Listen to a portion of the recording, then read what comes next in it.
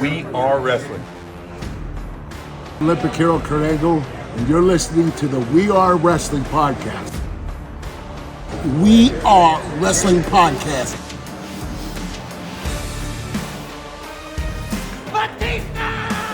Let's flip and go. You're watching We Are Wrestling.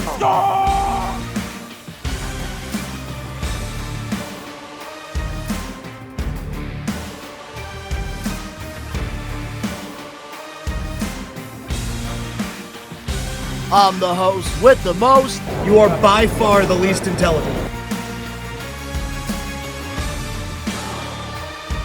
What is going on? We are Wrestling Maniacs. Ben here, one half of the We Are Wrestling podcast. We Are Wrestling Podcast. Make sure to subscribe, baby. We are wrestling. What is up? We are Wrestling Maniacs out there worldwide. I'm the host with the most, Mr. We Are Wrestling himself, the best one, Donnie here with...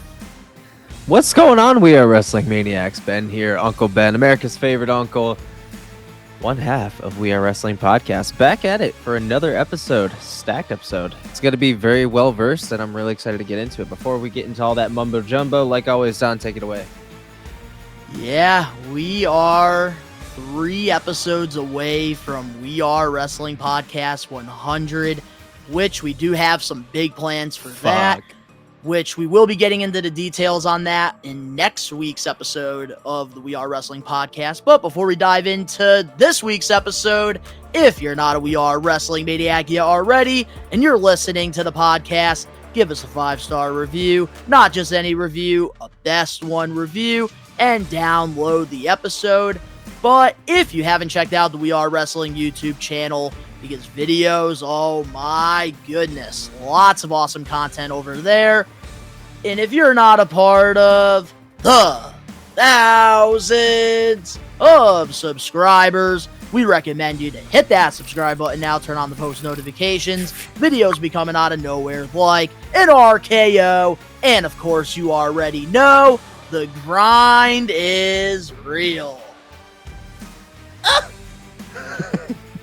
love how this is like a ritual. I always wait for the sound effect right after I say the grind is real. I always think of something on the spot too. I should always just know that that's a thing now, and it's like a routine. So I should always have something planned, but it's always on the spot. So I'm just like, oh yeah, that's it. Yeah, because there's always like that weird space in between time. I'm like, oh yeah. So I do want to give all the We Are Wrestling Maniacs out there that are listening to this episode heads up that this Sunday, AEW Revolution, tomorrow I will be live doing a watch along over on the YouTube channel. And this week, there's lots of awesome content you can check out over on the We Are Wrestling YouTube channel. Brand new episode of Old School versus New School.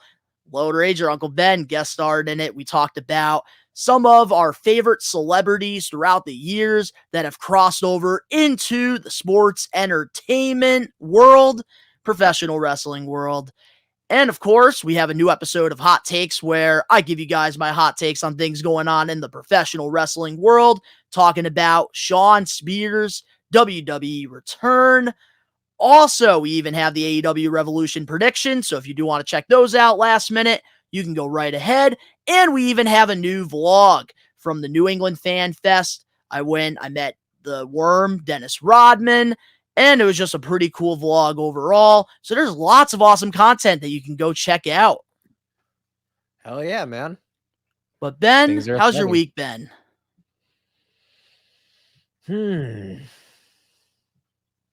I don't remember a lot of it, if that makes any sense. Like I haven't been like partying hard or anything. Not much changes, so it's like I'll say purgatory, but I mean I feel like that's just kind of putting it kind of heavy because I don't really have a word for it. But it's been steady, I guess. How's your week been, man?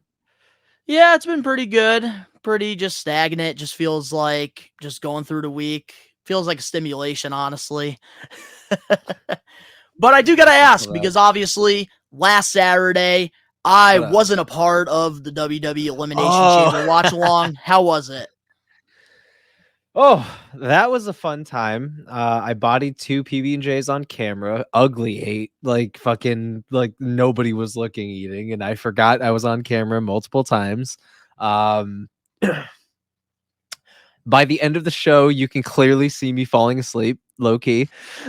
I'm starting to drift off a little bit. I'm trying everything in my power to stay awake, and it's not because I was bored. Like the show itself was pretty fucking diesel. Like it was pretty diesel. One match I didn't Was really it worth care getting up at about. 5 a.m.?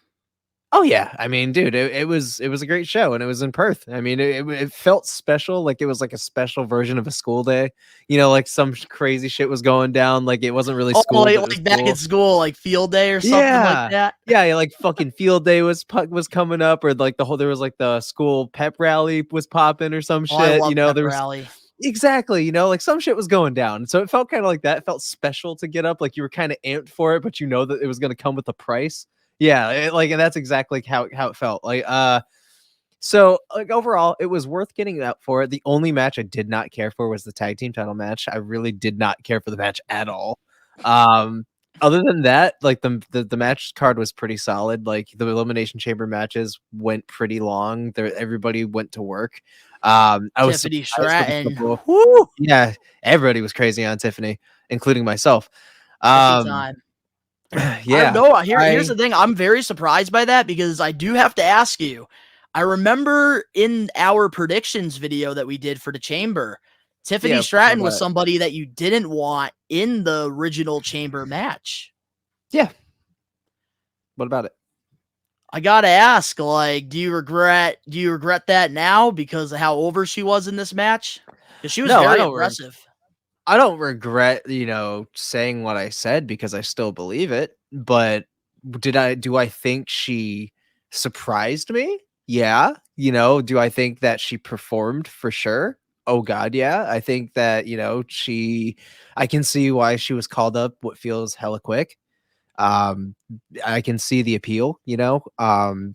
But I would have preferred her spot be for somebody else ultimately, but at the same time, I feel like a little bit more time on the roster at a different time, I would have been more okay with it, but I was satisfied with what I got. That's definitely fair.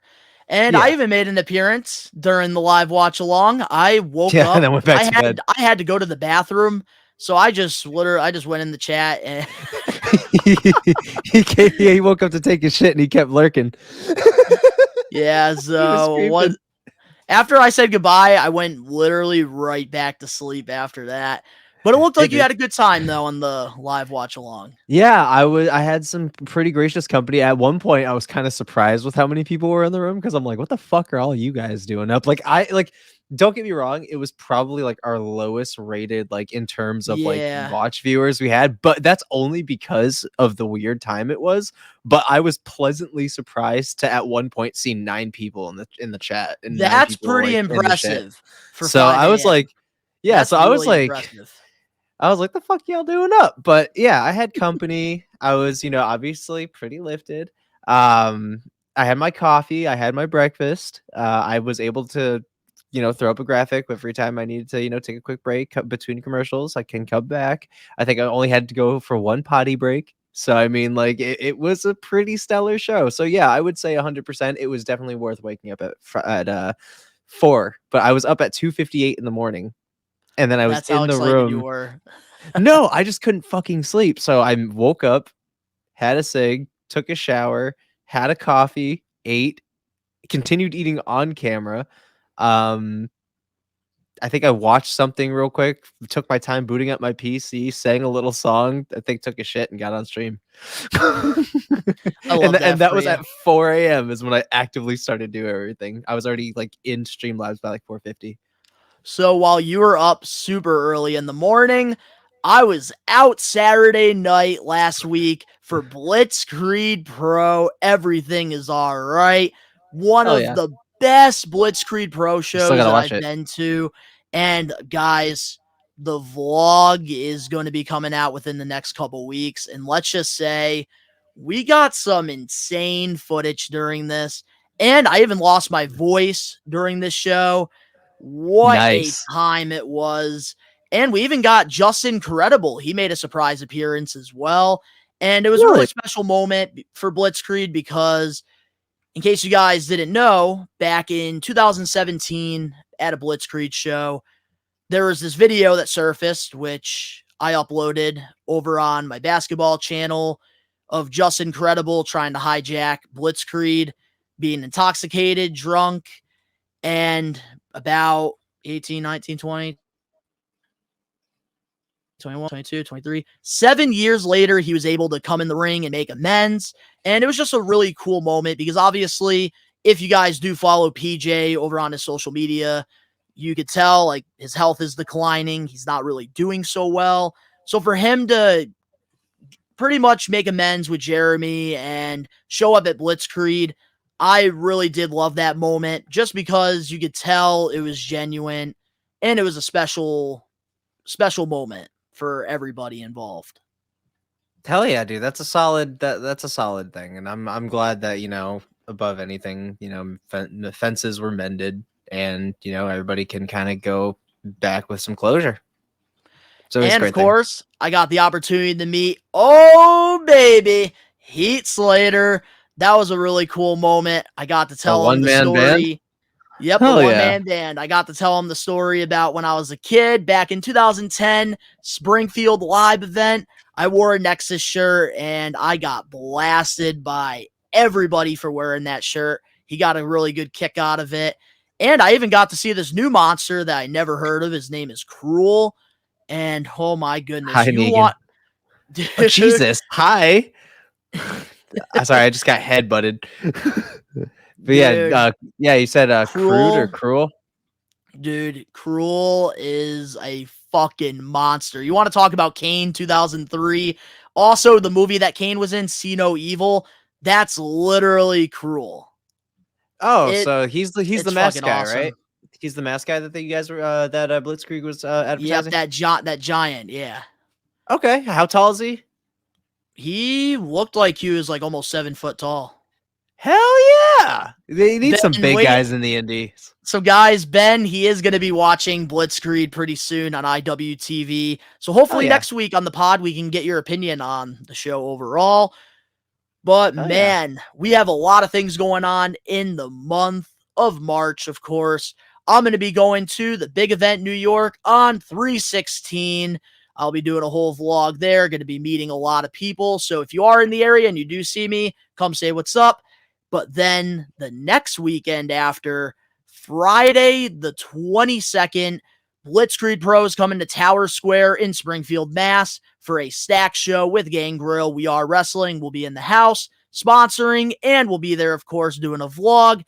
And, of course, the next day, that Saturday, March 23rd, We Are Wrestling will be at the Wrestling Classic 4. We're going to be having a table. We're going to be selling some limited edition merch, and I'll even be selling some wrestling figures as well. So if you do want to come to the area, meet some legends, come out to Springfield, Mass. for the weekend because it's going to be a great time if you're a pro wrestling fan.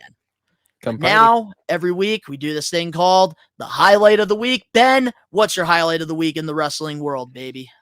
There's a couple things. There's one big one. There's one minor, but we'll start with the minor one. I love that Paul Heyman is so fucking dripped out that he has two phones, one for the Chief and one for The Rock. And they got the stickers I love too. That. Nice little WWE shop plug right there. And it was so casual. He whipped one phone out and then casually just whipped out the other one like we were all supposed to know. And for some reason, none of us were surprised. I really dig it. Dripped out. Drip God, Mr. Heyman. Number two is probably one that will probably be likely yours. And something we're going to be talking about later is Drew McIntyre's promo with Seth Rollins. And Seth Rollins ending it with wanting to unite everybody, including Drew, to stop the bloodline officially and to end the story and to help Cody finish his. So I think that's I think that would probably be like my top highlight is that segment specifically because it really shows just how much Drew has grown as a character and as a professional superstar in the business and why he's so deserving of this world championship win. And it also reminded us of why he was carrying this place in the first place for 2 solid years during one of the hardest times in America and in the world. Yeah, with Drew McIntyre, man, I am Fuck. loving this character work, and I feel like we're really getting a new world champion at Mania because if you Fuck, I hope notice so. during the feud with Seth Rollins in the beginning when they were first feuding, Rollins was telling McIntyre, if you want to get this big moment, you need to stop worrying about the bloodline. And now Seth Rollins is worrying about the bloodline, and basically Drew is using Seth Rollins' words against him. And I feel like it's just great psychological storytelling. And I think that McIntyre, he's getting that championship, and I cannot wait. Because I think right now, the man, he's on another level. We need to put that strap on him. How can I get that strap? We need to put that strap on him. Stop. Oh, you son of a bitch. We need to shine those we do. bagpipes real nice. Yo, stop trying to zoom up his kilt, you fucking pervert. John Cena's OnlyFans. I'm on fucking fire tonight. Oh, this is great. But yeah, I agree with everything you just said, including the John Cena OnlyFans. But I will say 100%, like, he's so deserving. I didn't think that there was really going to be a way to reinvent Drew McIntyre, but I'm fucking stupid for believing that because he really found a way to find a neutral. And once you can find that neutral and you can really find that crack, you can expose it. And once it's been exposed, it's like fucking Pandora's box. Drew is at his best self right now. He found the fucking perfect middle heel and fucking face counterpart and found himself as an anti-hero. And honestly, it's beautiful because when he was a heel last time, he was just this angry, just brute fucking heel, just boring, generic ass shit. Now it's like, you got a heel with a personality. You got a heel that can do whatever the fuck he wants. And I was he's going to say, there's so much character to killing him. And it's amazing. That's the And he's best fucking work real you shit. get. And he's using real shit and turning it all into his job. And my God, it's coming out so beautifully. It's like a fucking puzzle and all the pieces are aligning. It's great. Can I tell you who I compare this run right now to Drew McIntyre with? Sure. Remember in the Attitude Era, Triple H, when he became Hunter Hearst Helmsley, he was with Stephanie McMahon. Yes. During that time with the whole My Time, that's what this Drew McIntyre right now reminds me of. Because there's just so much character, so much personality to him, and everything he's saying has logic behind it. Oh, and that's tough for heels. That 100%, and it's dangerous, and it's like I think the whole like reality check of the whole situation, and the fact that it's just Drew being Drew and just being mad about it, and just being mad about the shit that's gone down lately, and petty him being too. just vocal and petty, like fucking talk about like, oh, they say, oh, you might his fucking WrestleMania, what do I look like, CM Punk? And I'm just like, damn, he's not even like being subtle, like he's just like leaning it out for this dude, and he does Punk not straight care. edge. I drank twice as much. What a line! What a line that was. DM is the era of DM Hunk, bro. It's the era of DM Hunk. And then he plays the Meek Mill. I used to pray for times like this. Oh, and he's working out. He's got to tear up those triceps. The triceps, tear up those triceps in his gym. But we also do have some really good news that we get to share. Speaking of Drew McIntyre, he has re-signed with WWE. He's locked in, so there is no free agency. Drew Galloway is not going to be anywhere anytime soon. He's staying in WWE as McIntyre. So that is another 3 to 5 W for WWE. Is it 3 to 5 or is it 5 for Drew? Yeah, like we're looking at like 5 years. So with the contract, there's really no details that came out yet. But it has been reported that he has inked a new deal. I think it was before Elimination Chamber. Oh, okay. So according to a couple sources. Oh, so yeah. I think another thing that is playing into such like great character work and the fact that this is bleeding so well is the fact that Drew must be very happy about what he signed, considering you would not be this authentically good in pushing it this fucking well and this much at the capacity Drew's pushing it if there wasn't a light at the other end of the tunnel. There is definitely something that is going to happen for Drew, and I think that WrestleMania is going to be his big moment, finally winning a big one in front of all the fans. And the Elimination Chamber win for him is already another fucking accolade in the history books, because that is right in conjoined with a Royal Rumble winner. Royal Rumble winner is the picker, the fucking winner gets to pick whoever. The second place is the Elimination Chamber. They get to take who's not getting challenged. And I think that Drew deserves that Elimination Chamber win, and he also Yes. deserves the reward at the other end of it as well. So Drew's just out here fucking adding big moments that a lot of these other superstars could fucking dream about to his resume. So And I feel think that, this is that's making the it. thing, man. I feel like with Drew McIntyre, it wasn't about the money going into this new deal. I feel like for It was about the him, moments. it was about the moments. And obviously, before he re-signed with WWE, we saw the reports about him being frustrated with creative. There really wasn't a direction, but even though CM Punk unfortunately got injured at the Rumble, it was a blessing in disguise for Drew McIntyre, because he Yeah. was really able to capitalize that moment. I'm sure CM Punk wanted him to capitalize on that. And when Yeah. CM Punk does come back, we're going to be It's getting gonna a be a huge program hell. with I CM think Punk and Drew Drew. I think Drew's going to carry that title for a long time until CM Punk comes back, and that's who's going to throw Drew off, and Drew's going to get a wealthy, dominant fucking heel push, and it's going to be incredible. I think, I think when it comes to Drew, 100%, this is gold, all over it. I think that this is going to entirely make up for what happened to him and everybody else in the world back in 2020, because everybody got robbed, including Drew. Now he finally gets to win a big one in front of fans on the grandest stage of them all, and I am so fucking happy for him. All kayfabe aside, in reality, Drew McIntyre, I'm so fucking happy for him. And not only Drew McIntyre, I'm really happy for as well. Bayley, she also carried the Thunderdome Hell there yes. for the women's division. So for both Hell of these yeah. two to get championship opportunities in front of a It's live coming crowd, full circle in the it's same coming around year. full circle. In the I love same it. fucking year, bro. And I do love that a lot, because nobody talks about that. And I really do love that. It's fate. The timing is right. Drew was already previously in a position kind of to even get into a triple threat at Mania already. So for him to get this moment already makes sense. And the stars align. And it could have worked out, with CM Punk being injured and him coming back to face Drew we're ending a 3-year-long reign at Mania, and we're starting at least a year-long, or like maybe a 6 to 8 month reign at Mania as well. And I would love that, because it's going to make the fucking story even thicker when that feud happens. So I'm stoked, bro. One final thing I will say about Drew, another thing I could see happening when CM Punk does come back, he could cost Drew the championship. And that's how the feud happens. Because Drew would be No. upset with CM Punk costing him. I just thought of something on the spot, because it all kind of works out timing wise if you really fucking think about it. And it sucks to say it.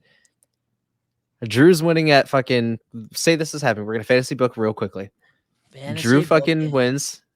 Drew wins at Mania. Seth goes on the shelf for his surgery, which is he's going to be out for a little over a year, especially if it's back surgery, shit on his knee to rehab, all that shit. It's going to be at least a year or some change. Seth comes back, beats Drew. CM Punk comes back, beats Drew.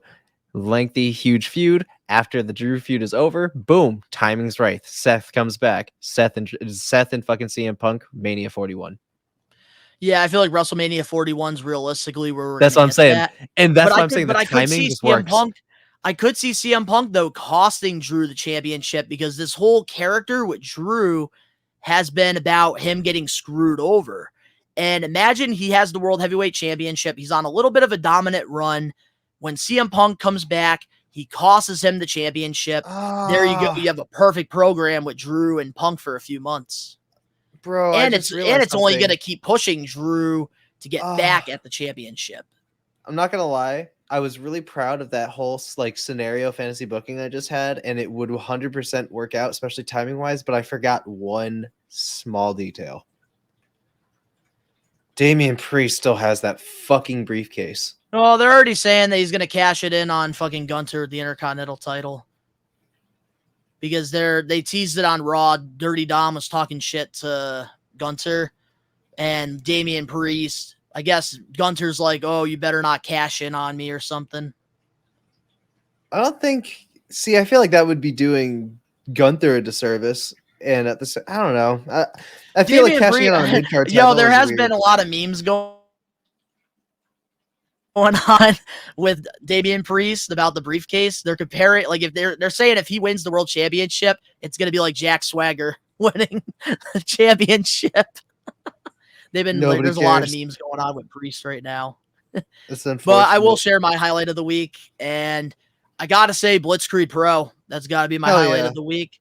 And of course, Shawn Spears returning to WWE, which I did a whole episode of hot takes on. So you could check that out. And we're going to be talking about it later on here on the show because Ben, he did watch the segment on NXT. So with that being said, let's dive into the We Are Wrestling weekly recap for We Are Wrestling podcast episode 97. And starting things off, we have a couple WrestleMania feuds set up in the men's Elimination Chamber match. We saw AJ Styles cost LA Knight his shot at the World Championship, and Logan Paul, after getting eliminated by Randy Orton with an RKO out of nowhere, he cost Randy by hitting him with brass knucks. What's your thoughts on these upcoming feuds for WrestleMania? Oh God, I think it's so fucking stupid. Like, we had something perfect, and you're still dragging out this whole fucking AJ and LA Knight feud. Like, it should have been LA Knight and Logan Paul. Like, that's money, dude. I don't understand. AJ looks great. He can still fucking go, but his time in WWE has kind of passed him by. It's kind of over. You know, like, there's not much more he can really do except win another world title, win another tag team championship. One more world championship, and then he might hang up the boots. And that's fine. I don't know, man. I think fucking LA Knight and AJ at Mania doesn't need to happen. You know, I really don't think it needs to. I don't know why they specifically have been building it. I love the fact that, you know, AJ Styles is obviously a legendary performer and LA is getting, a push being able to face him on a grand stage. But I feel like that match isn't really WrestleMania caliber, and I feel like it could be done on a SmackDown or a minor PLE, I don't think it needs to be at Mania. I think it's stupid. Or we're getting the fucking ladder match. Or a battle royal for the US title. Because obviously there's some animosity with Logan too. So I don't know, man. The whole thing seems fucking weird. Well, I know with the Intercontinental title, they were teasing that on Raw because Gunter, he had like multiple like segments throughout the night. Him and Sammy had a stare down. I guess Bronson Reed was on the phone with Adam Pearce. Chad Gable made a pitch. And then Dirty Dom started talking crap to Gunter. Priest teased the cash in. So I think like they're going to probably set that up for the Intercontinental Championship. But I will say this definitely threw me off. So I will say for surprise purposes, I will give WWE credit where it's due because we don't really get surprises. I thought that I had the map planned out for WrestleMania already. I thought LA Knight was going to go for the US title against Logan because it made the most sense. So I will say this right here on behalf of Uncle Ben and myself. Camden Duncan, you were right. I was wrong. We didn't get LA Knight versus Logan Paul at WrestleMania. And he got a lot of shit for it by the Maniacs and including myself. I gave him a lot of shit. But man, I guess it's not in the plans. Maybe they see LA Knight as a bigger star, and maybe they don't want him to go for the US title. Maybe they want to have him in feuds against established guys like AJ Styles and other people. And then hopefully next year he gets himself in the WWE title or world heavyweight picture. I don't know, man. I don't fucking know. It's hard. It's hard, man. I'm not going to lie. I would have rathered LA Knight versus Logan for the US title. And then we should have gotten AJ Styles versus Randy Orton. That would have been a dream match at WrestleMania. Especially if you gave it that like once in a lifetime like build up, similar to like Rock and Stone Cold for 17. You give it that build just because of their accolades and their careers. You could have really built something there, but I don't know. But I am interested in this AJ Styles heel turn. I am too, but it's just I feel like having a match at Mania is a waste. But that's just me. Yeah, if I had to do it, it's got to be Logan, LA, AJ versus Randy. But hey, they got us by surprise on this one. I will say they fucked up our script. But moving on now to another Elimination Chamber recap. At the Elimination Chamber on the Grayson Waller Effect, Cody Rhodes issued a challenge to The Rock for a wrestling match. What's your thoughts on that? I feel like it's warranted after that bitch slap. Mania, I don't know. Maybe Raw after me. I don't see. This is where it gets hard because I feel like that they're trying to cram so much into one weekend or one area of time where I'm like, all right, you're starting to tip the scales a little bit. You're pulling a Tony Khan and overbooking shit. Like, there's so much that why not just wait? Why not just wait and let it happen? Like, I don't know, man. I don't know. I feel like the timing is really like I feel like it's starting to rush things now. I will say, I think it's money. I just think it's weird rush wise. Anyway, sorry, continue. there's only one way that this could work, in my opinion, and that's if they do Cody versus Rock, they should do it at night 1 and then have Roman versus Cody at night 2, because I feel like that would be a good way to give Roman some more confidence, because obviously he only has to work night 2. So then their plan with the bloodline could be, let's tire Cody out by having him go against the Great One. And that right there is a WrestleMania worthy match.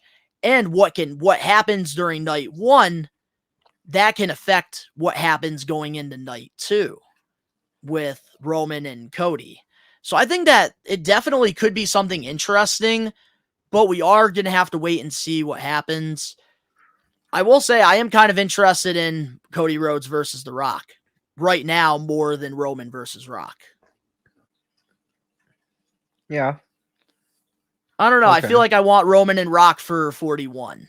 And I think like with The Rock and Cody, especially what happened at that kickoff with the slap, I feel like we need some type of match. Oh yeah, I agree. But the best way to do it, they could have done a tag match. They could have done Seth, Cody versus Rock, Roman, maybe the SmackDown before Mania or something. But I don't know. The Rock did say he wants to wrestle at Mania, so maybe this is their way of giving it to him. But we're going to have to wait and see. But moving on now to our last recap of the week. This past Tuesday on NXT, we saw the return of the Perfect 10, Shawn Spears, who originally was going by Ty Dillinger in WWE, obviously went to AEW, pretty much did this whole chairman gimmick by hitting Cody in the head with the chair, and now he's bringing that gimmick over to NXT. What's your thoughts on his return to WWE? I don't know. I don't know. I mean, I saw the segment where he came back and attacked Ridge Holland. I thought that it was kind of interesting. I thought that, the dark essence of it all and the little kind of vignette that we got where there was like a bunch of like scratched out words and like a black background and everything. I thought that would like the presentation was sick. And obviously a shot heard around the world, first Impact, hitting somebody really fucking hard with the chair as your first sign of good faith coming back to a company under your actual gimmick that you want to be known by in more creative control. Yeah, I think that it's a win for anybody. I'm not familiar at all with Shawn Spears or, his work as Ty Dillinger.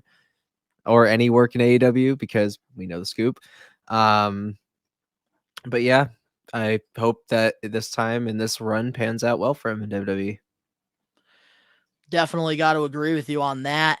I've been a huge fan of his work in AEW. I really wasn't a fan of the whole Perfect 10 thing in WWE. I felt like he was more built as a joke rather than serious. And I think like in AEW, that's like what he wanted to do, is be more serious. And this is just really proving our point here with all these Cody Rhodes guys. They're all going to find a way to WWE. It's only a matter of time before we get absolute Ricky Starks. It's going to be a time where we get Hook in WWE, and obviously MJF. You all know eventually he's coming to WWE when the timing is right. And I think Shawn Spears, this was a great move. I love the fact that, especially in 2024, where these things right here are smartphones, spoil everything, they kept this under the radar. Nobody was expecting this to happen. So I do have to give credit where it's due. They did a great job with this, and I love the chairman gimmick. And I don't know. I feel like if I'm AEW, I would be concerned here because obviously I talked about a lot of it on Hot Takes, so I'm just going to cut to the point here. Without storylines and compelling rivalries, you're just going to keep letting these guys that have so much potential, like Shawn Spears, go to WWE and be put over. It's similar to Rey Mysterio back in WCW. He had the mask. They didn't take advantage of that with marketing and stuff. They didn't know what to do. But WWE, when they signed Rey in 2002, all the kids, they'd be wearing masks, and they really marketed off of that. And with Shawn Spears, WWE, they're going to be marketing off the chair. Mm-hmm. Man, WWE, they're playing chess. AEW, I think they're playing Connect Four. They're not even playing fucking checkers. At this point, They can barely get the fourth. They can't get a Connect Four. WWE gets like 5 ways of getting it. And they still try to be like, hey, here's your shot. Here's your shot. And they're like, oh, right here? Dunk. Here? Fuck my battleship. And you know what WWE gets for this? They get the perfect 10. Oh, there's the wheeze. There's the wheeze. They get a perfect 10 for this. And so far, every AEW person that is went from AEW to WWE has been a perfect 10. So, oh man, I commend WWE for that. But guys, up next, we have the comment of the week and, of course, the We Are Wrestling weekly news and rumors. We'll be right back with more We Are Wrestling podcast, episode 97. Yeah, boy. Crack-a-lackin', everybody. WWE Hall of Famer, The Godfather here, and you're listening to, that's right, you are listening to We Are Wrestling Podcast. Check them out, man. Stay on that smoke train. Saturday, March 23rd, both Captain's Corner and Zombie Hideout are putting together the Wrestling Classic 4 in Springfield, Mass. You can get the opportunity to meet WWE Hall of Famer Eric Bischoff, Elias, Matt Riddle, the franchise Shane Douglas, The Sandman, Diva Search winner Christy Hemme, Hornswoggle, and so many more wrestlers. We Are Wrestling will be in the house as a vendor at this event, selling t-shirts, meeting our fans, vlogging, and having a good time on Saturday, March 23rd at the South End Community Center in Springfield, Mass. We hope to see you there at the Wrestling Classic 4. We're back, and every week we do this thing called the Comment of the Week. If you want to get your comment featured here on a future episode of the podcast, all you got to do is just drop a comment. So, Ben, you're the one that picked the Comment of the Week this week, so let's hear it. So, friends, this week's Comment of the Week is from our good buddy, Angelo1686.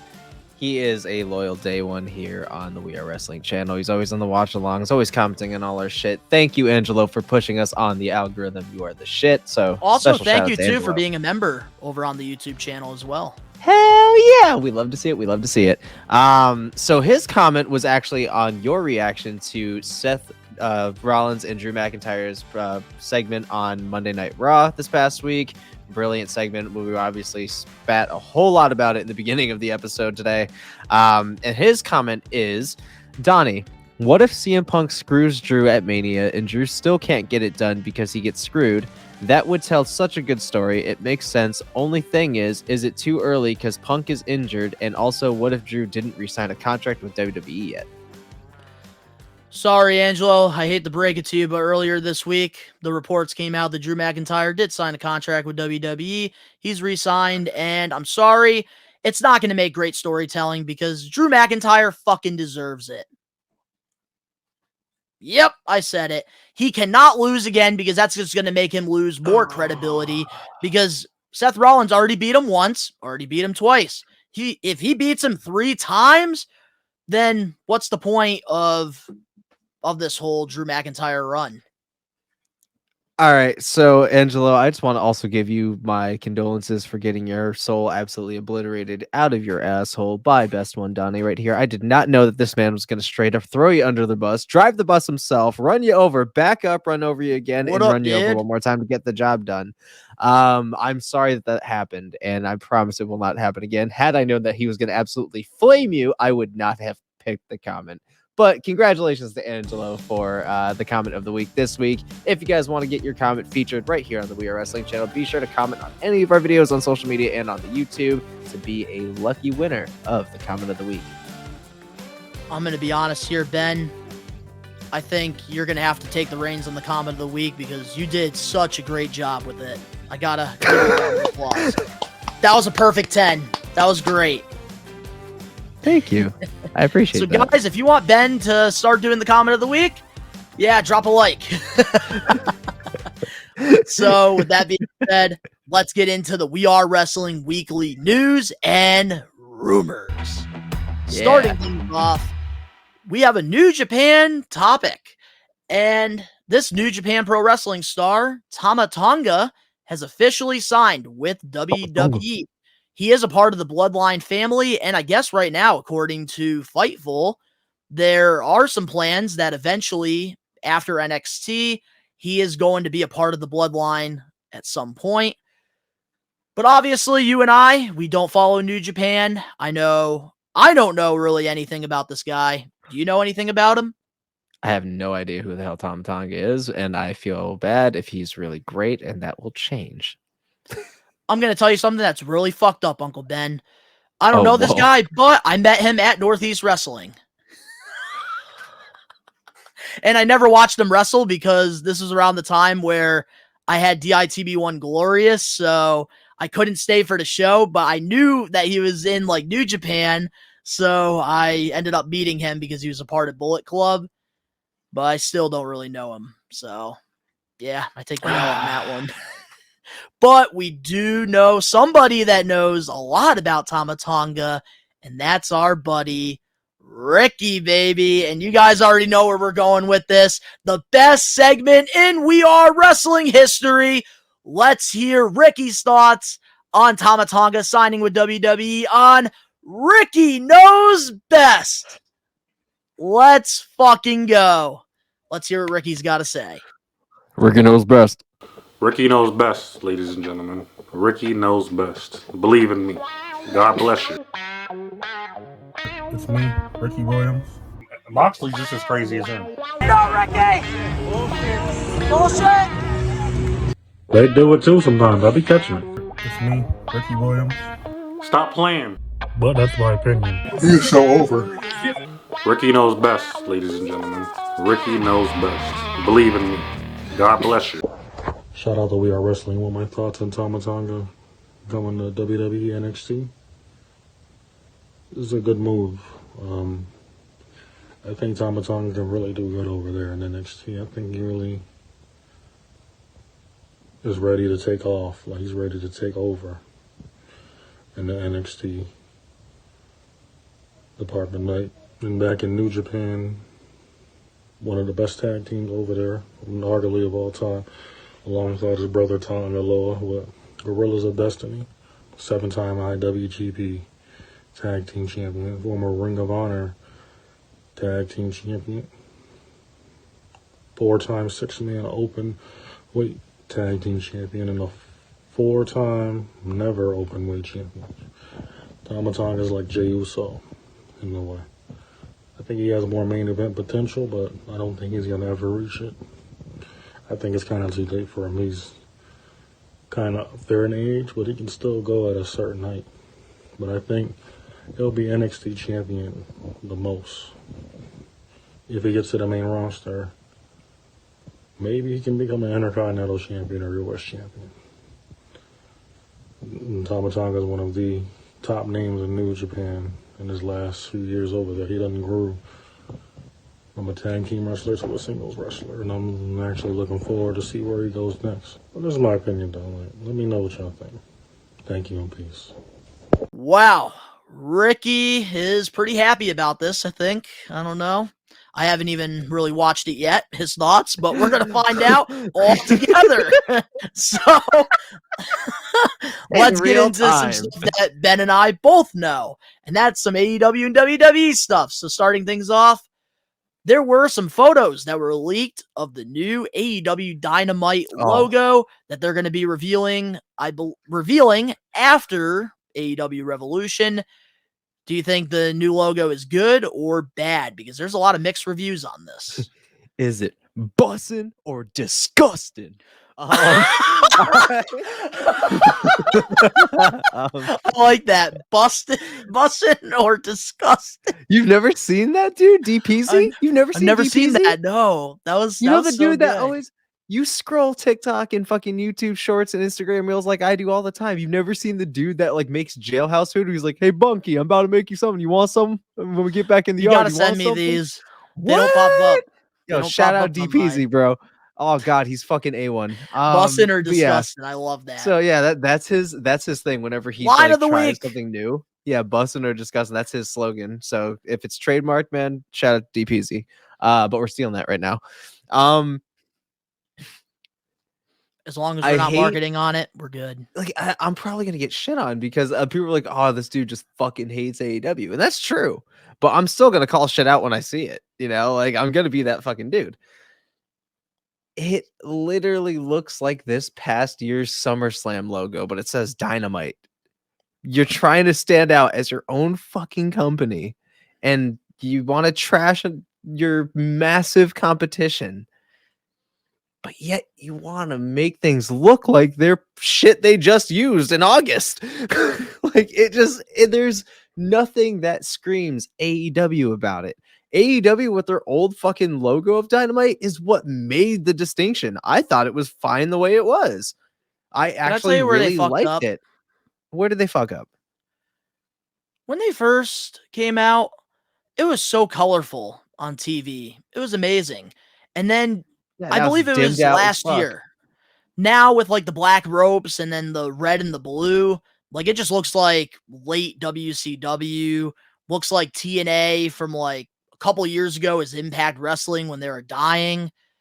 Just nothing stands out about it. And I do see a lot of people comparing this Dynamite logo to the NXT 2.0, which obviously AEW, they did do these tie-dye colors first.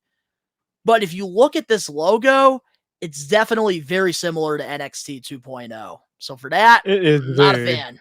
Not a fan of it. Yeah, it feels so generic, and I feel like I've seen it before. When you introduce something new, it's supposed to be new, exciting, fresh, something that pops a little bit. And if it's still a neutral color, find a way to make it creatively pop in a different way. Like there's just so much other shit you could have done, and that's what you got? Fuck. I would have been like, okay, fucking sweet. If it was like one of those like Kabloom Pam pows from fucking comic books, you know, like with the sound effects of somebody getting punched. Like I would have thought that shit would have been dope, where it's like Dynamite and there's like that cartoon explosion in the background. Like, well, a TNT we don't know that yet because this is just a leaked photo. We don't know exactly what the branding is going to be for this. True, but at the same fucking time, it's like let's be honest. It might honestly be the same. It might honestly be it at this point. Like, I wouldn't be surprised for them to pull out some of this fucking generic. It just, Uh, I don't know. I might just hate AEW. I might just be a fucking classified world hater. well, But can I ask I you don't know. your thoughts on the Collision logo? Oh, I didn't even look at the Collision logo. I just saw Dynamite. So wait, you've never seen the Collision logo? Oh, before? the current one? Yeah, the current The one. current Like, what's your thoughts on that one? Yeah, I don't mind it. Yeah, I was gonna say, like, I feel like the Collision logo, even It's though it's different. inspired by WCW, I love the whole It branding fits for the that bill. show. I love the logo. Like, why Yeah. can't like this Dynamite just felt like they made it on like Microsoft. Like, I Yeah, feel like I could have made a better logo than that. And I'm not even a graphic designer. PowerPoint. Not even on anything good, on fucking PowerPoint. I'm talking like old school Dell PowerPoint, like made on a fucking dinosaur. No, I think 100% if they just fucking got creative once in a while on something, it would go way better. It But definitely again, looks I might like it just was be a fucking lazy. hater. Yeah, I Yeah. might just be a hater. Who knows? It's all right. Let's get into some good news now. Moving on to our next weekly news and rumors. TNA is considering big changes to their weekly television shows. According to the Really? Wrestling Observer newsletter, Meltzer noted that TNA is looking to do live weekly television every Thursday. The company is looking at various venues, including Full Sail University, which was the home of Black and Gold NXT. What's your thoughts on this news? I think that's great. I want TNA to succeed more than anything. Like, I think that they're like a great option for an alternative promotion. There's already inner workings of a relationship working deal in some way with TNA and WWE as it is. So I don't think them going to Full Sail will be a huge issue. If everything meets requirements, etc., which I think it might, honestly. And if the superstars want to do it and they're open to the extra income, being able to broaden the landscape a little bit, perform for fans for the first time that haven't been to a TNA show and make it more available and more personable to them, of course I support shit like that. I am so for that idea, and I think that it'll help be exposed it would help their not only their superstars gain more exposure, but their company and their brand as a whole, and maybe even possibly along the way landing a better TV deal. Nothing beats live television. This is brilliant decisions. I hope that this does happen because I do think Full Sail University, that there is just something special about that place, which I feel like Black and Gold NXT wouldn't be what it was if it wasn't for Full Sail University. Oh, And I absolutely. and I really think if TNA goes in there and they make that their home, that is just going to be great because we saw how successful TNA Impact was back in the day with Universal Studios. There was just something about the vibe of that place. And a I think smaller with Full venue. Sail, that will definitely bring that vibe. I hope they still do like the specials and like the pay-per-views in other areas like they did Yeah, in and like Las Vegas arenas. and stuff. I do hope they do travel and still do that. But for weekly shows, I think Full Sail, that would be a great move for them. Dog, I think 100%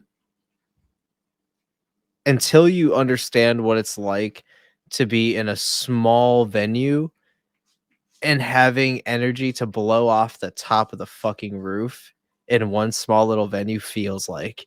Because, dude, those are some of the best, dude. Like, I've seen huge bands play in fucking tiny ass venues and there's no energy like it. So I would totally be down for them to be in Full Sail and to really give that crowd that really professional wrestling feel, and especially when it's in a smaller environment, because I feel like that's where the most magic is made, because you have to be able to kind of orchestrate your surroundings and really go in harder to kind of be more sellable to the crowd. So I think it's great. And that's the thing, like, I'm glad that a lot of these TNA wrestlers, they have come out and the locker room morals are still really good. Seems like everybody is still on the same page even though they do miss Scott D'Amore being a part of this TNA, the locker room is still at an all-time high, and there's still a lot of hope with them. And I'm not going to lie, I watched TNA No Surrender on my free time, and nothing really felt different. I really enjoyed the show, and actually really excited now, especially with Mustafa Ali being the X Division champion. Man, that's a main event. Highly recommend you guys to go check out. Mustafa Ali versus Chris Sabin, X Division Championship. Such a great match. But hopefully, TNA continues this momentum, and I really do hope for some of these big changes, because so far, this rebuild has been incredible, and I will still give Scott D'Amore his flowers at the end of the day, because if it wasn't for him, TNA would not be where they're at right now. Oh, 1,000% man. Scott D'Amore is like the heart and soul of TNA, and it's such a fucking shame that they were just getting started and it was just starting to peak and this dude gets cut. So I'm still fucking mad about it, but yeah, it is what it is, man. I can't believe he offered $10 million to buy it. I couldn't believe that. That was, whew. Fuck. But moving on now to our last weekly news and rumors. Last weekend at a WWE house show, there's a video surfacing of fans booing MAXXINE Dupri after her match. Lots of fans are upset by this. What's your thoughts on the comments made by the fan towards her, and do you think people are overreacting about this? So there's two sides to a coin. Because here's one. Nobody should ever have to feel that kind of ridicule, especially when you're just trying to do your job to the best of your ability.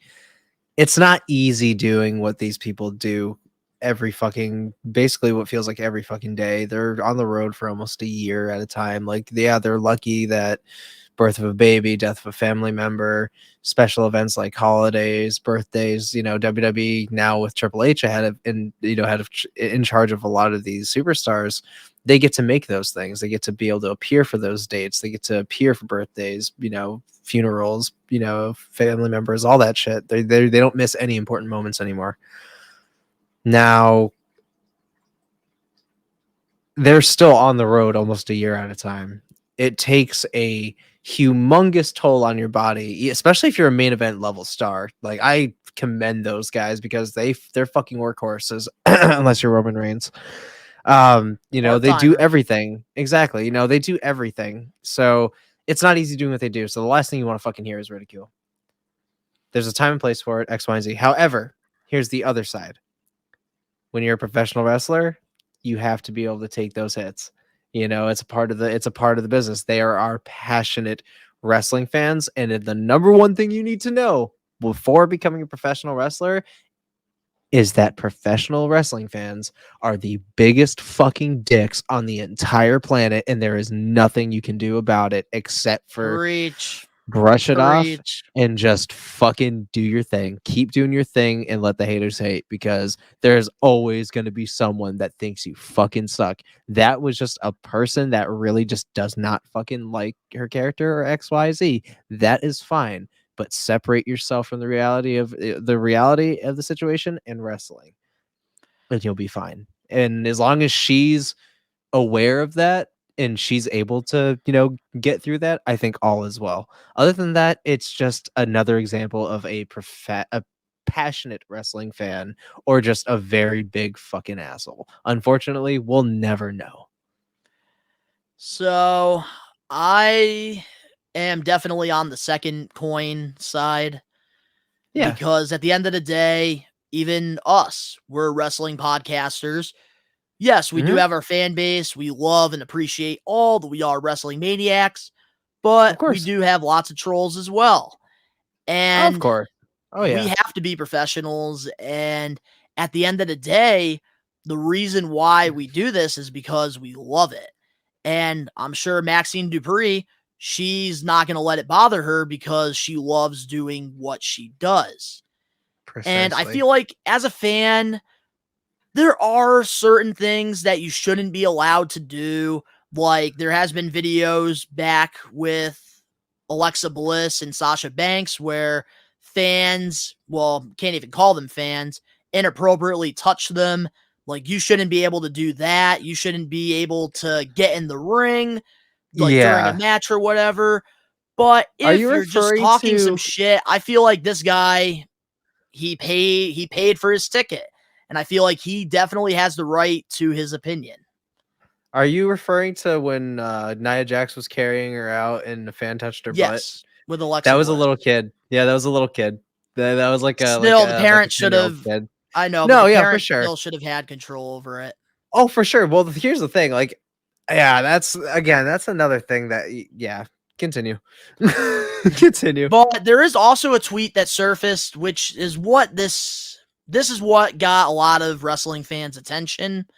Rhea Ripley, she quote tweeted the video and she said this, and I quote, "I really wish that some of you got booed and ridiculed in the public eye while being new at your job. Learning and getting better is all a part of being human. Be better as humans." Which I will say, I definitely commend Rhea for what she said. I definitely do agree with her on that. But at the same time, I feel like when it comes to this industry, you have to be ready to take some of those shots. I feel like what this fan was saying to MAXXINE Dupri is nothing compared to that Total Diva star, Eva Marie. She got twice as much hate as her on nightly basis. Are you talking about pink-haired Eva Marie? Pink hair, red hair, it didn't matter. She got a lot of heat. The one that was with Dewdrop before she got released? That one? Yes, her. Oh my god, dude, I couldn't fucking stand it. She's one of the worst. One of the absolute worst in the ring. Oh my god. And on the mic, she's awful. God. Yeah. No, but then she I feel like such a hypocrite right now. Yeah, but she gets so much hate. That's 10 times worse than MAXXINE Dupri. Yeah, like I feel like to her defense though. People will not come to Eva Marie's defense though. Exactly. I won't either. Like, don't get me wrong. I love MAXXINE Dupri's character. I think that she's great with Alpha Academy. Yes, there's definitely like some improvement that she needs to make in the ring, but that's just gonna happen through time. And she has gotten way better from when she first started. She just has to keep her head up and don't listen to the critics. Just keep doing what you love. Like, not everybody we're gonna be fans of. One woman wrestler that you can't stand is Sasha Banks. I never will. Mercedes Moné. Where's my shit bucket? There's all of us wrestling fans, maniacs, we all have our favorites, we all have our least favorites. But in this situation, I feel like the wrestling community is getting a little, I don't know. They're just getting a little too carried away here. I think a lot of people are overreacting about this. But I do agree with what Rio was saying, though. That is a great perception to look at it from. Yeah, it is a good perception to look at it from. But like I said, number one thing you need to learn: you're a passionate wrestling fan too. So if you're a professional wrestler, you are definitely a fan. So you cannot say at the same point you were not one of those people that were like, "You fucking suck." Hey, I say stupid shit at indie shows all the time. Oh yeah, it's part of the atmosphere. There's people that are trolls. They want attention. Oh yeah. and I'm gonna leave this as this. MAXXINE Dupri, if you're listening to this or hearing this, I hope We Are Wrestling. You clip this. Don't listen to that fan that was saying you suck, you shouldn't wrestle, because at the end of the day, you're better than Eva Marie. Up next, we have a special getting put over main event topic. Wow. And it's going to be a good one. We're going to be putting over the Icon Sting and really diving into his career and talking about some of our favorite moments of him and even our meet and greet experience a couple years ago. We'll be right back with more We Are Wrestling Podcast episode 97. Hey everybody, it's Hall of Famer Devon Dudley here. And when I'm not putting people through tables or testifying, I am listening to one of the greatest podcasts in the world. We Are Wrestling Podcast. Check it out. Testify. Are you looking for wrestling content? Well, We Are Wrestling provides everything pro wrestling. The best one, Donnie, Gins, and the Load Rager Ben, are wrestling marks like you who love this sport. We Are Wrestling has it all when it comes to wrestling content. We have different podcasts, vlogs, reactions, full wrestling matches, live pay-per-view watch-alongs, interviews, predictions, and so much more. Only on We Are Wrestling. What are you waiting for? Subscribe and become a We Are Wrestling Maniac now. We're back, and every week we do this thing called the Getting Put Over segment, except this time it's our main event topic, because obviously tomorrow, AEW Revolution, I will be doing a live watch-along. The Icon Sting is hanging up the boots. He'll be having his final pro wrestling match, and I feel like we need to put him over and talk about his career. Something different, because I feel like a lot of the times with our main event topics, we're talking about newsworthy stuff. And for the first time, we're going to be going back into time, because there was a certain point back in the day with the podcast where the news was so repetitive, the news was so dead, that we did episodes on certain things in professional wrestling, like greatest ladder matches. We talked about John Cena because it was like his 20th anniversary. But this week, we are going to be talking about the Icon Sting. Where do you want to start? We can start where you want to start, man. 100%. We can start where you want to start. Because, again, Sting is somebody that you were probably well versed with, because a lot of the majority of his greatest matches happened in WCW, which I wasn't exposed to. I was exposed to him in TNA mostly, and then WWE, and now AEW. Man, Sting, you want to talk about the perfect career. Sting, in my opinion, is that guy. And it's crazy how successful he's been in the pro wrestling industry, especially working this long going into 2024, because obviously the worst thing that could happen in professional wrestling is when somebody has to hang up the boots when they don't want to. He was supposed to have this WWE run, and it's one of those biggest what ifs for years, because of that move that Seth Rollins does on a nightly basis went wrong.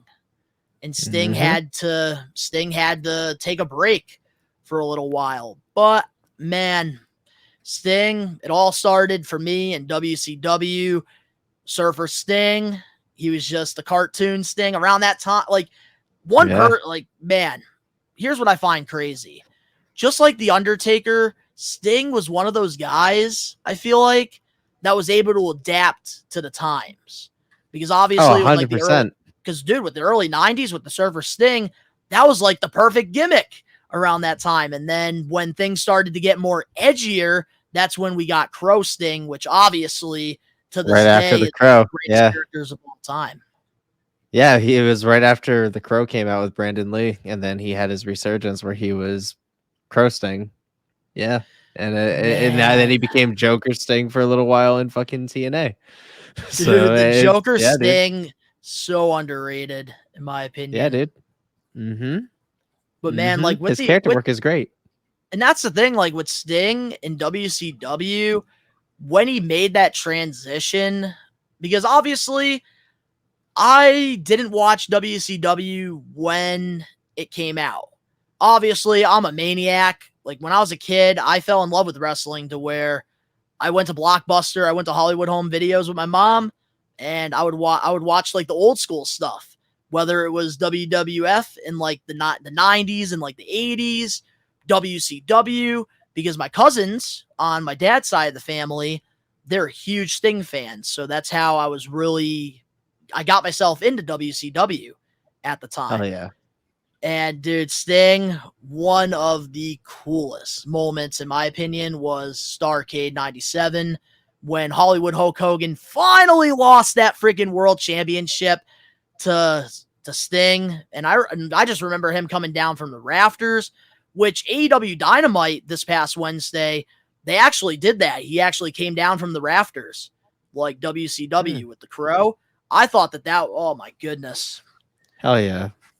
And then the trench coat, like, dude. Hell yeah. They gave him Sting again. Nobody was as cool as Sting. And there was a little time where Sting kind of got lost after WCW went out of business. And WWE at the time, they were interested in bringing him in. But with the whole Ted Turner, AOL stuff going on, the wrestlers, they had an option to collect their money that they were guaranteed to get paid or go to WWE, which is why the whole invasion angle didn't really work out. And with Sting, he decided to just sit beyond the sidelines. He collected his money, and then he started doing stuff for TNA Wrestling, which that's where I'm very familiar with him, just like you are. And I got to say, what a cool moment for him to be a part of TNA. I think it brought a lot of people over to TNA at the time. I think if it wasn't for bringing in Sting, Kurt Angle, Christian Cage, I think a lot of us wouldn't have been interested in TNA at the time. Oh yeah, like a lot of wrestlers with notoriety being on that brand helped amp it up because a lot of people were like huge fans. Like you had the Steiners in TNA, you had Kurt Angle in TNA, you had fucking Sting in TNA. Eventually you had Jeff Hardy in TNA. Eventually you had Matt in TNA.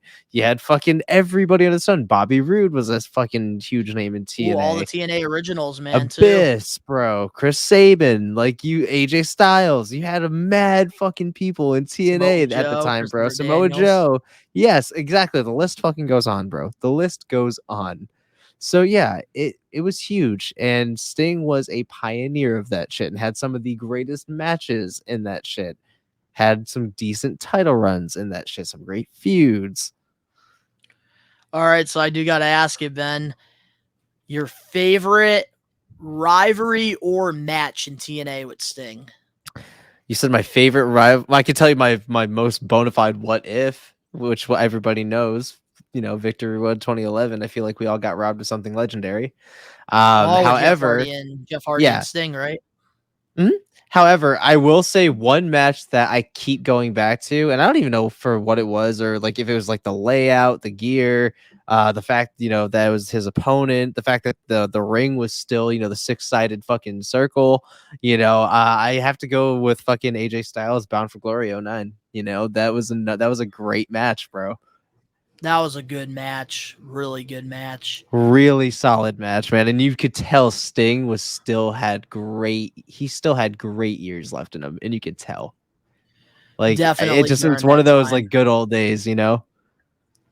Dude, there's so many rivalries I loved during his time in TNA. I loved his matches with Abyss for the NWA championship.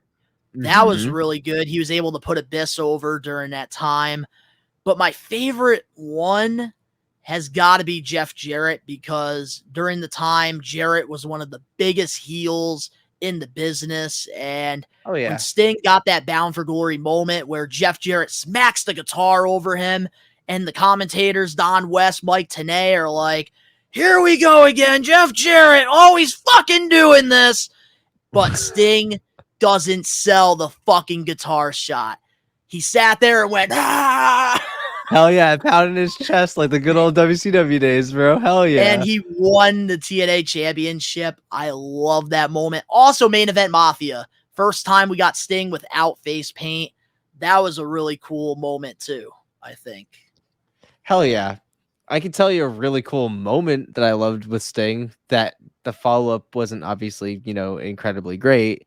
And that's definitely his debut in WWE. Something everybody had been waiting for and anticipating. But the run that followed really soured it because the debut was so fucking cool.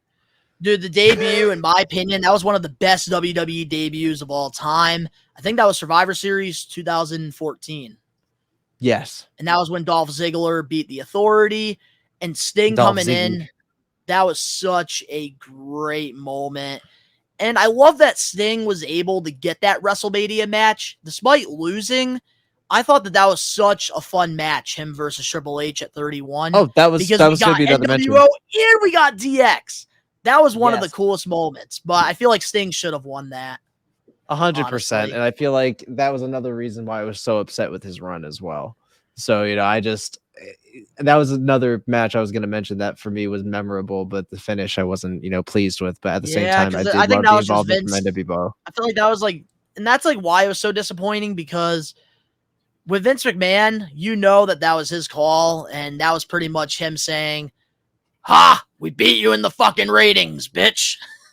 Yeah, 100%, dude. And I think that was Vince's way of petty shit, but who knows? And again, I loved the debut. The match itself was great, and I thought it was really cool having the involvement of DX and NWO. The entrance I thought was really cool too that he had as well with the gong and stuff. Yep. I really did enjoy that. I liked the stage setup too, with just the huge fucking O screen, dude. It gave me early end of the Attitude Era going into the Ruthless Aggression Era vibes. It felt larger than life again. But also too, with Sting, I also really did like the feud that they built with him and Seth Rollins as well, because Seth Rollins was getting this appreciation thing. There was supposed to be a statue of him because during the time he was the Authority's puppy. Yeah, I know where you're going. And then they revealed it, and Sting is in there. That was such a cool fucking moment right there. And I feel like Sting's WWE run is so underrated because it was so short. Exactly, and for that feud, ironically, but he got injured. That pop was huge. That pop was huge when that present box came up when it was supposed to reveal a statue. Pop was massive. Pop was massive. Fucking loved it. And it's just unfortunate that his injury at Night of Champions happened, because I feel like if that never happened, I feel like we would have had a couple more WrestleMania matches. Maybe when Undertaker healed up, we could have gotten Sting versus Undertaker, which I feel like that's oh my God, that's a big Sting and Undertaker mark. That pisses me off so much that we never got that match. Yeah. Yeah. But I will say it was really cool too to see, and I do have to put over his AEW run, because if there's one thing that Tony Khan did right, was giving Sting a perfect retirement tour. And I think that Sting has had a great run. I love that he's mentored Darby Allin, and they both have become best friends in the process of this.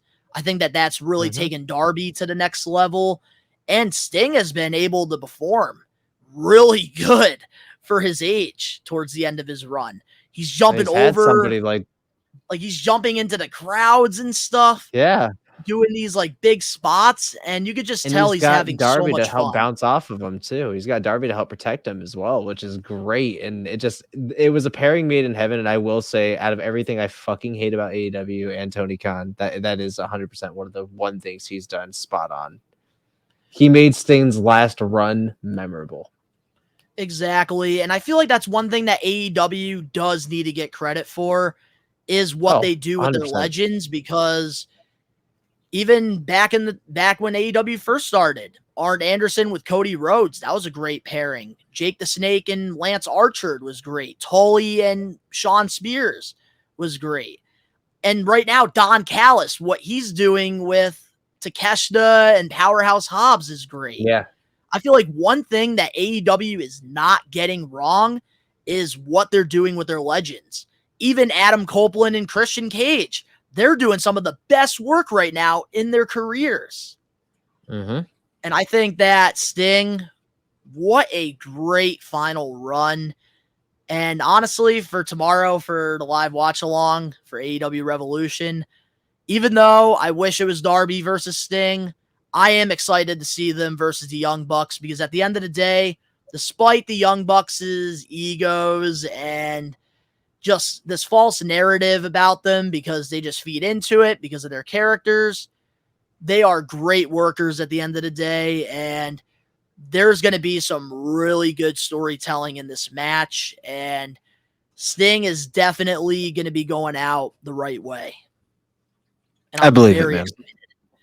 But I really do hope that now that Sting is retiring in AEW, he does make some WWE appearances, and he does, make some appearances as well in AEW, even TNA. That would be really cool. So I really do hope that Sting does stay in the public eye, because obviously you and I, we both got the opportunity to meet him at Heroes Hideout back in 2021. We did, and that was a really, really fucking fun. That was actually in 22. It was in 2022. Yep, it was right before Survivor Series. It was like shortly before. Oh, you're right. It was the summertime. Yep. Man, I be getting my dates wrong. Woo. No, you're good, bro. But man, yeah, we got the opportunity to meet him. How was that experience for you? Weird. Really weird, because Sting is one of those household names, right along next to Ric Flair, The Rock, John Cena, Stone Cold Steve Austin, Triple H, you name it, keep going on the list. It goes forever. There's just a certain feeling, like a certain presence that, some of these legends have just by standing near them. You're standing in, the presence of greatness, and knowing everything that they've accomplished and seen it growing up and seen it over the years. And it's weird breathing the same airspace as them and then seeing them also dressed up in that gimmick. So it's just like, I can get Stinger splashed through this table right now, and it's all believable because it really happened. That's really Sting. And it's weird, it's so peculiar, but he was such a really nice guy, really, really hospitable dude, has that same very soft voice in person. Huge fucking guy. Like, it's very mistaken that Sting looks small on TV, but he is not a short dude by Incredible any means. shape too. Exactly, phenomenal shape for in his 60s, and still standing very upright for everything that he's done with his back issues, all that. Again, the age. Yeah, definitely a god presence. Sitting in the same room as Sting, and again, very nice guy, and we have a lovely photo with Sting.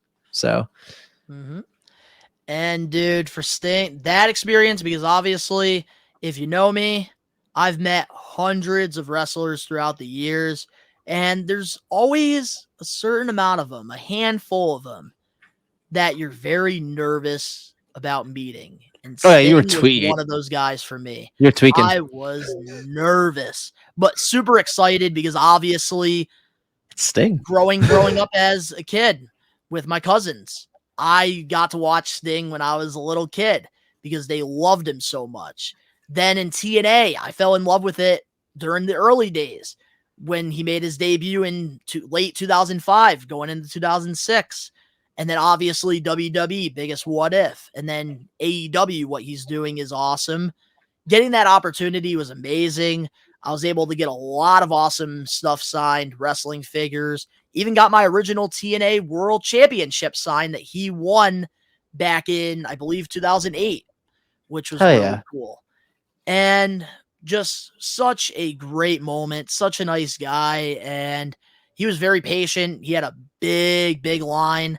The whole thing was very disorganized, which I will say, Heroes Hideout, they have gotten way better with their meet and greet since 2022. 2 years can make a huge difference.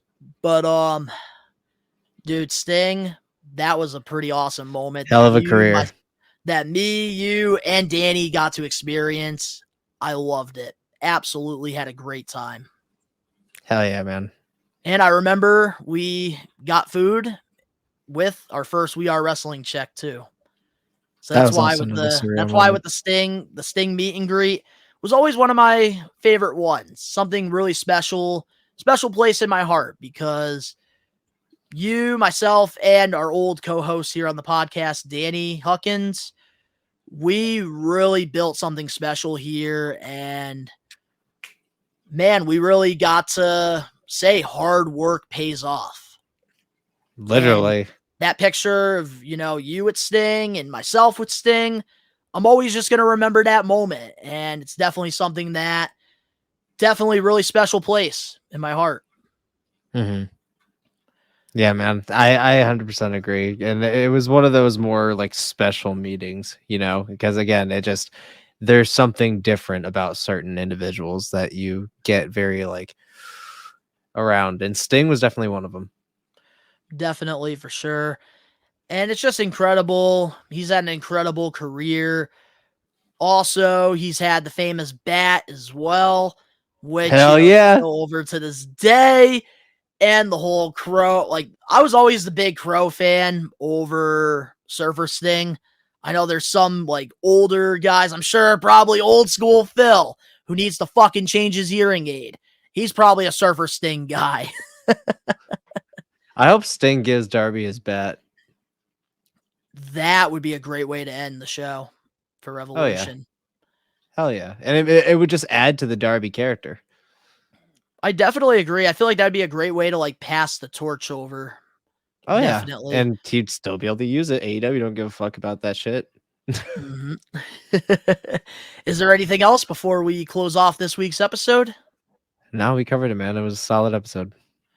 Definitely a solid episode. So thank to you, all Sting. what was that? I said thank you, Sting. Thank you, Sting.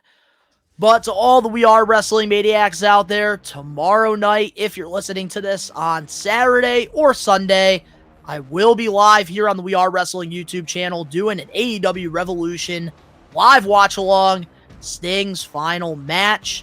I will be there. Yeah. Also, over on the We Are Wrestling YouTube channel, we got lots of awesome content that you can check out if you have the free time, of course. We have a new New England Fan Fest vlog that's out. I met the Worm, Dennis Rodman. Also, we have the AEW Revolution predictions, which Ben, he's not an AEW guy, so I did that solo. And we got hot takes as well, which I talked about Sean Spears signing with WWE, and some really cool discussions that I wanted to open up in the pro wrestling community. And of course, we do have some events coming up as well. On March 16th, I will be at the big event New York doing a vlog, meeting a lot of wrestlers, including MJF once again. So if you do see me in the area, I will be having a We Are Wrestling shirt on, vlogging, come say what's up. And next weekend after that, on Friday, March 22nd, We Are Wrestling will be at Blitzkrieg Pro in Tower Square in Springfield, Mass.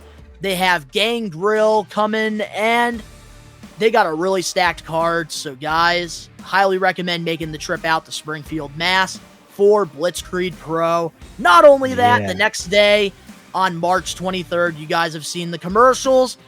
The Wrestling Classic 4, We Are Wrestling. We're a proud vendor. We're going to be sponsoring it. We have a table. We're going to be selling limited edition merchandise, and we might even be recording the 100th episode. You'll find out next week more details on that. But it's going to be a great event. We will be there, so come say what's up. Yeah. But to all the We Are Wrestling Maniacs out there, let us know in the comment section below your thoughts on all the topics that we covered this week. You might get your comment featured because Ben is taking over the Comment of the Week segment moving forward. If you guys enjoyed this week's episode, make sure to smash that like button now. If you're not a We Are Wrestling Maniac yet already and you're listening to this week's episode of the podcast, give us a 5-star review, not just any review, a best one review, and download the episode. But if you're not a We Are Wrestling Maniac yet already over on the YouTube channel, I already gave you guys like 10 reasons to subscribe over there. Hit that subscribe button now. Turn on the post notifications. Also, remember, Maxxine Dupree is better than Eva Marie. Links down in the description below. You can go follow Ben and I over on our social medias and other YouTube pages. All that down below. I do toy videos. Ben, I don't even know what the fuck you're doing these days, but go subscribe over there. All the links down below. And of course, to all the maniacs out there worldwide, we got a couple more episodes before we get to 100. We are taking over. Peace. Peace.